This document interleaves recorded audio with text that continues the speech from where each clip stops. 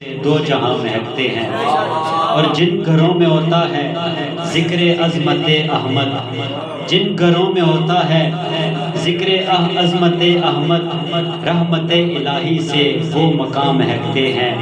اور عشق شاہ بطحہ میں مر کے ہے بقا پائی،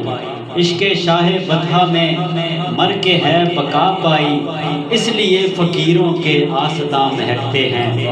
اس لیے فقیروں کے آستاں مہکتے ہیں، عاشقان آقا کی صحبتیں ہی بھاتی ہیں، عاشقان آقا کی صحبتیں ہی بھاتی ہیں، ہم انہی بہاروں کے درمیان مہکتے ہیں، ہم انہی بہاروں کے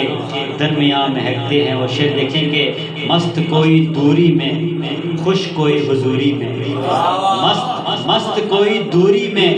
خوش کوئی حضوری میں، کچھ یہاں مہکتے ہیں کچھ وہاں مہکتے ہیں، مست کوئی دوری میں، خوش کوئی حضوری میں، کچھ یہاں مہکتے ہیں کچھ وہاں مہکتے ہیں، اور کون مہکے گا جس طرح زمانے میں، اور کون مہکے گا جس طرح زمانے میں، نعت گو مہکتے ہیں نعت خواں مہکتے ہیں، نعت گو مہکتے ہیں نعت خواں مہکتے ہیں، اور ان کے فیض سے عارف تازگی ہے پھولوں میں، ان کے فیض سے عارف تازگی ہے پھولوں میں، ان کے دم قدم ہی سے گلستاں مہکتے ہیں، ان کے دم قدم ہی سے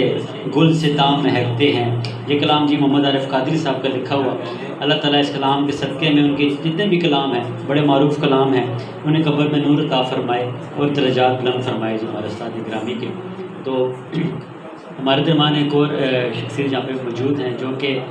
اسی گھر میں سید فضل الدین سرودی شاہ صاحب کے ہاتھوں جو شخص جہاں پہ اسی گھر میں بیعت ہوئے تھے وہ بھی یہاں پہ موجود ہیں، بشارت صاحب جہاں بیٹھے ہیں، بڑی ایک خاص یادیں ہیں ان کی اس گھر سے کہ اسی گھر میں